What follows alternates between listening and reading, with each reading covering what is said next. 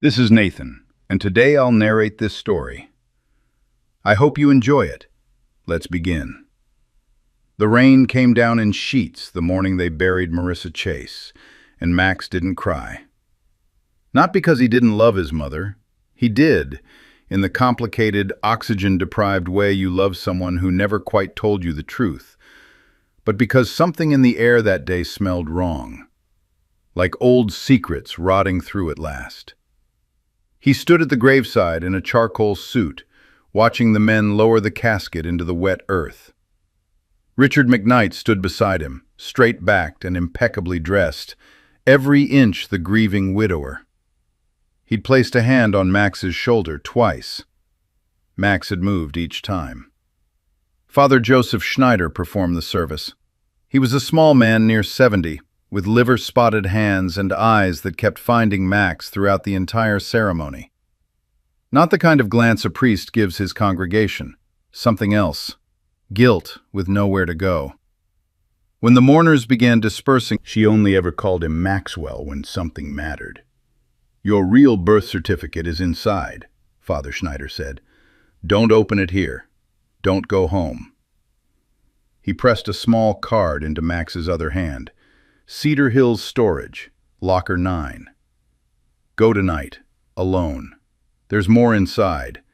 Everything she couldn't say while she was living." Max's phone buzzed in his jacket pocket. "Richard, don't listen to anyone at the church. Come straight home, we need to talk."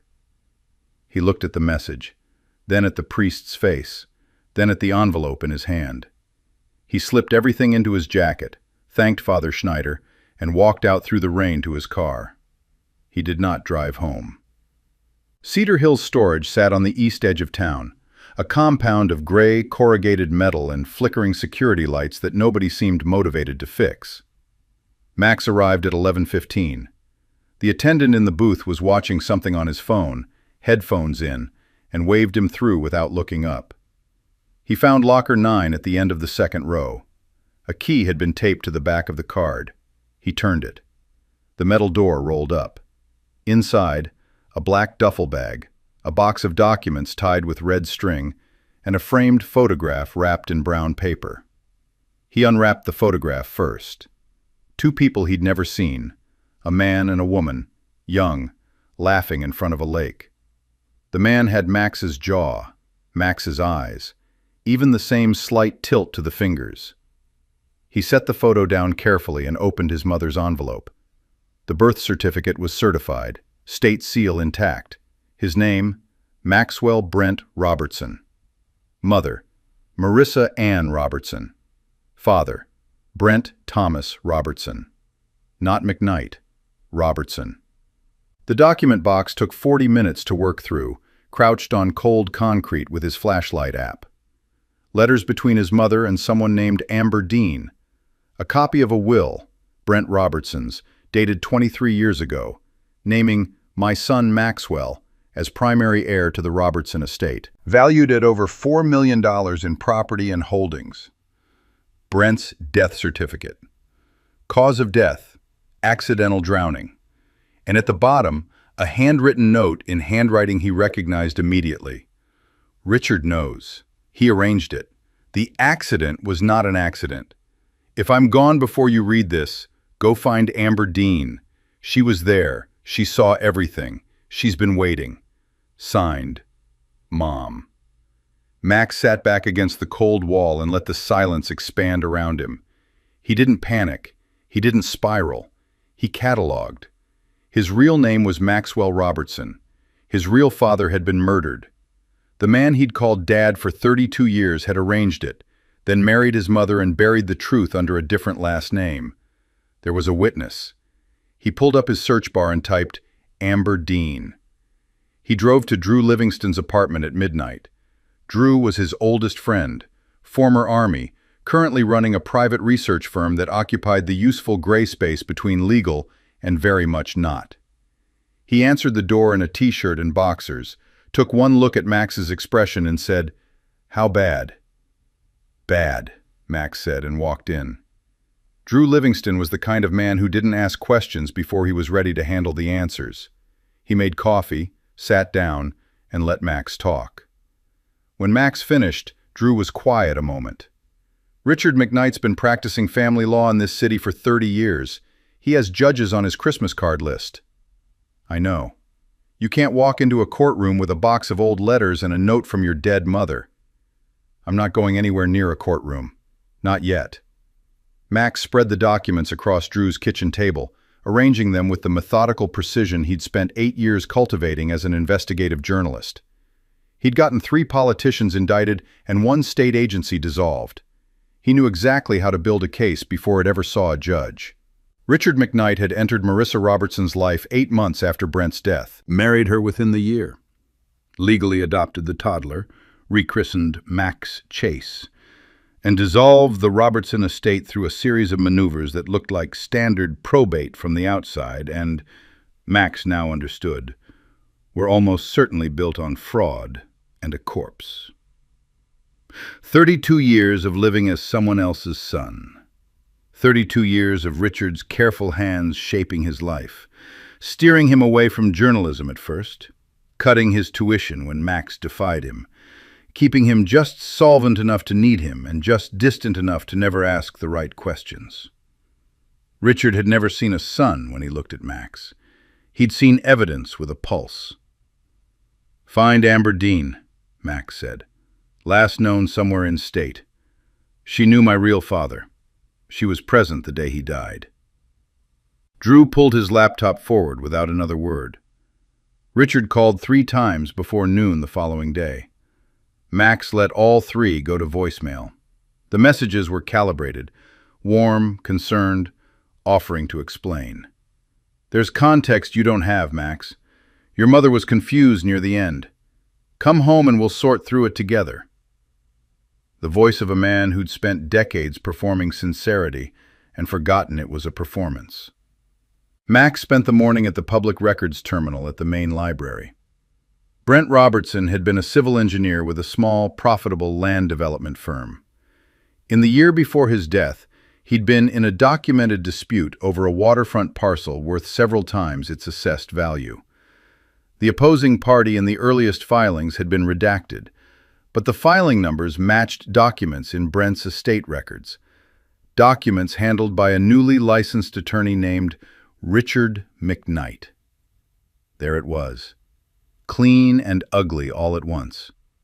Richard hadn't just stolen the widow, he'd stolen the land deal, killed the man holding the deed, and spent 3 decades building a respectable life on top of that grave.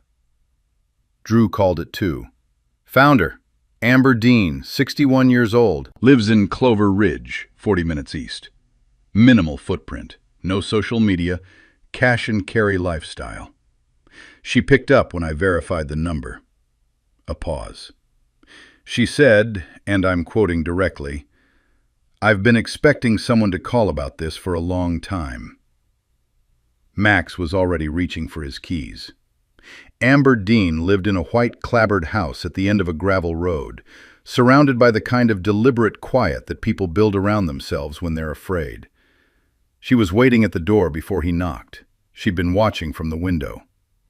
She was a small, careful woman with gray-streaked hair and eyes that had been holding something in for 3 decades. She made tea and sat across the kitchen table from Max without apologizing for any of it. "Brent and I were close friends the year before he died," she said. "We both noticed things moving without his signature.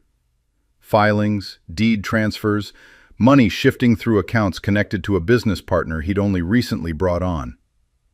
She wrapped both hands around her mug. The partner was Richard McKnight. She'd been on the lake with Brent the day he drowned. She'd seen a second boat, registered, she'd only traced it years later, to a shell entity. She'd seen what looked like a confrontation on the water. Then Brent's boat came back empty. "I was 29, she said. "I went to the police. One detective listened for 20 minutes and told me I was grieving and confused. 2 weeks later, someone went through my apartment." She looked at Max without flinching. "I understood what that meant. I packed a bag and left." "Why didn't you contact my mother?" "I did, once, about 5 years later." Amber's voice stayed level. She told me she knew. Said she couldn't prove it. That you were small. That she was afraid of what Richard would do if she moved. A pause. She also said that one day she'd make sure you knew everything. She meant to do it herself. She ran out of time. Max looked at the hands resting on the table in front of him. Brent Robertson's hands, according to the photograph. Would you testify? Amber Dean didn't hesitate. I have been waiting 30 years to testify. Richard made his move on Wednesday. Max was finishing coffee at a diner when Wade Gomez slid into the booth across from him. Wade was Richard's junior partner, young, polished, the kind of lawyer who'd learned ethics as an obstacle course rather than a foundation. He set a manila folder on the table. Richard wanted to flag some concerns, Wade said, voice easy. There are questions around your mother's mental competence in her final weeks. If someone were to challenge documents she allegedly prepared during that period... Wade. Max didn't raise his voice. Do you know what I actually do? Wade blinked. You write for some... I've spent 8 years on the investigative desk. I have 3 indictments and 1 dissolved state agency on my resume. Max looked at him steadily. I have a sworn witness who was present when Brent Robertson died. A certified birth certificate, a complete estate paper trail through Richard's own firm, and a forensic estate attorney who reviewed the filings last night. He picked up his coffee. Tell Richard I said thank you for the message. It means he's scared. Scared men make mistakes. Wade left without touching the folder. That afternoon, Max called his editor, Tony McLean, a hard-edged veteran who'd run the investigative desk for 15 years and had the ulcers to show for it. I need time, Max said, and then I need front-page space. Tony was quiet a beat. Personal or public interest? Both. My favorite combination. Take what you need. Max hung up and opened a new document. He titled it simply, Robertson. He had everything required to destroy Richard McKnight. The only question was execution.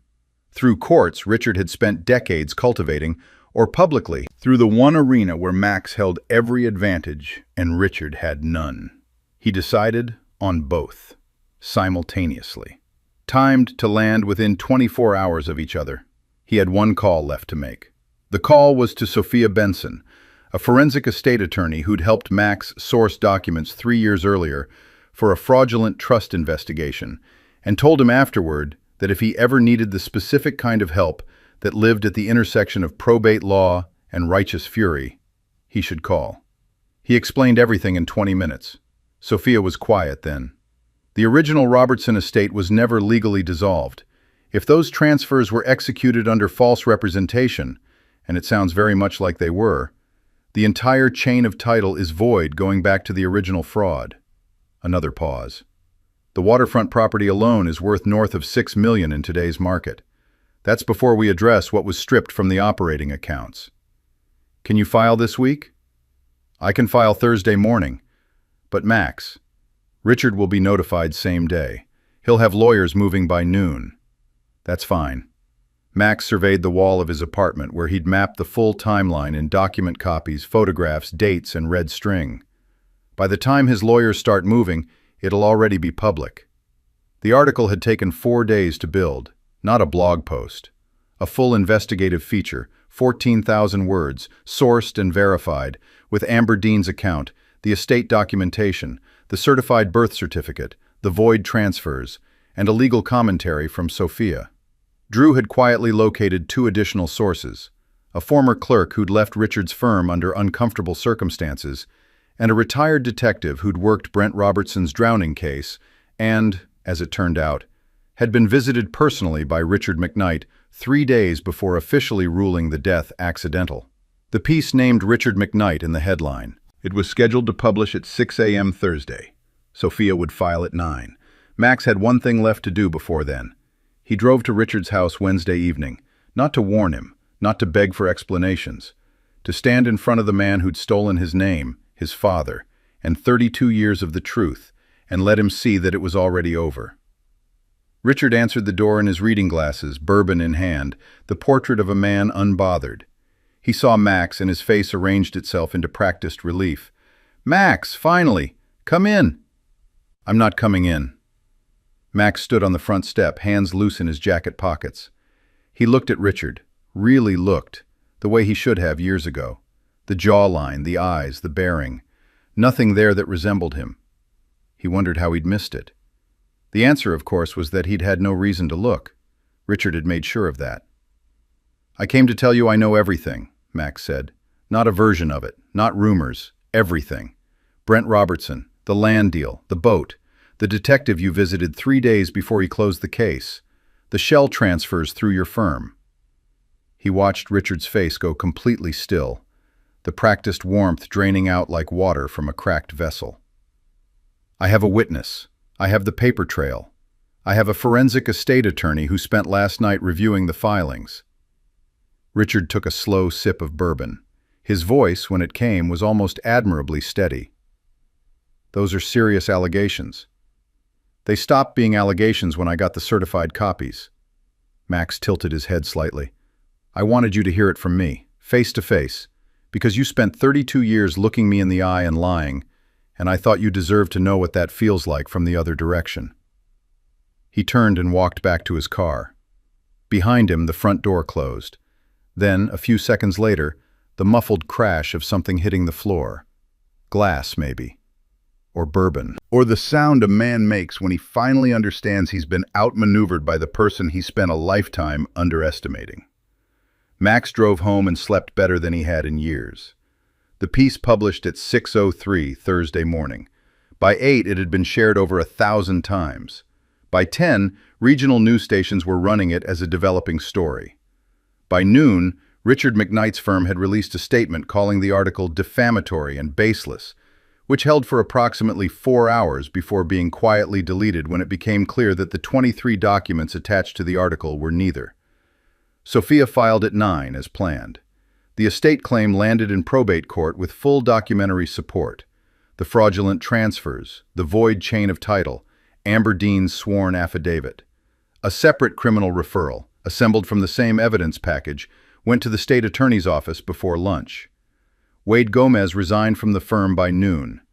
His resignation letter, which somehow found its way to Tony McLean's desk by afternoon, mentioned irreconcilable ethical concerns, without specifying them. He didn't need to. The retired detective gave a statement to a local news crew outside his home at 2 o'clock. He said he'd made a mistake, that a man of influence had spoken to him, that he was sorry it had taken this long. Richard McKnight was arrested at his office at 4:40 p.m. 2 initial charges, fraud and obstruction of justice. The DA's office had already opened a separate inquiry into the circumstances of Brent Robertson's death, an inquiry that, given the evidence assembled, was unlikely to stop at the paperwork. Max watched the arrest footage on his phone in the diner parking lot where Wade Gomez had tried to threaten him 9 days earlier.